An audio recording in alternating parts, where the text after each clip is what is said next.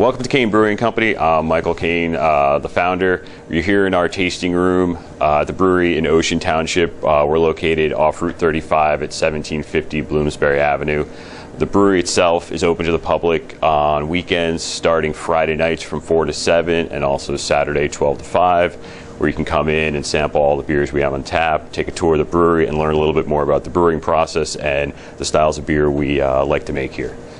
So back here, out of our tasting room leads into our brewery, where we have 5,000 square feet of warehouse space that we turned into a 20-barrel brew house. So let's go back there and take a look at the equipment, and we'll talk a little bit about the brewing process. So this is the start of the brewing process. We're here in the mill room at the Kane Brewing Company. What we do here is we take the malted barley that we use in the brewing process. Currently we use all imported malted barley from Germany and England. And what we do to start the process is open up the bags and put it over here in the mill.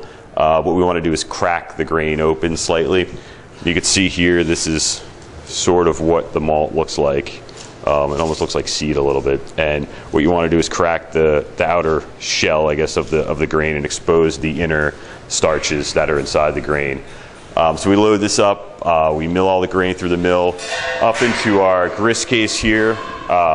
And what we'll do is fill the grist case up with all the malt we need for our batch, and then when that's ready to go, we'll bring it over to the next step, which is over in the mash tun, which we'll get to in a minute. The reason we have a separate room is we wanted to isolate all of the malting and milling process, because as you can see, it kicks off a little bit of grain, and any of this grain could get into the fermentation tank and kind of spoil or infect the batches. So we've built a little room here to keep all the dust and malt grain dust away from the fermentation side of the brew house. So this is where it starts, and then we'll bring it over to the mash tun, which is the second step of the brewing process. So this is the 20-barrel, 2-vessel brew house we have here at Kane Brewing Company, and this is the second step of the brewing process. Like we mentioned in the first step, after the grain is milled, we send it over through the brewery on this PVC pipe into what's called a mash tun. What we want to do here is hydrate the malted barley with hot water, and when that happens, the hot water triggers the enzymes in the grain to convert the starches to sugar. So mashing is basically just the process of converting, creating sugars. And we'll sit in the tank here for about an hour. When conversion is complete, we run off through the false bottom here. We leave the grain behind in this tank, and the sugar is collected here in the kettle. The kettle here is where we boil the sugary liquid that we collected, and we'll add different spices, hops, other brewing sugars, whatever you want to add to the process. You can add it here while we're boiling, and we'll boil in here for about 90 minutes to convert some of the hop alpha acid into kind of a bittering property, and then to sterilize the sugars, and just to sterilize anything else that we may put in here, being sugar, spices. When this is finished, after about 90 minutes, we'll run it out of here into one of our other tanks down the process, which will move into the fermentation tanks, and we'll talk about that next. So when we finish boiling the unfermented beer, we'll transfer it over to the fermentation side of the process, or what's called the cold side of the process.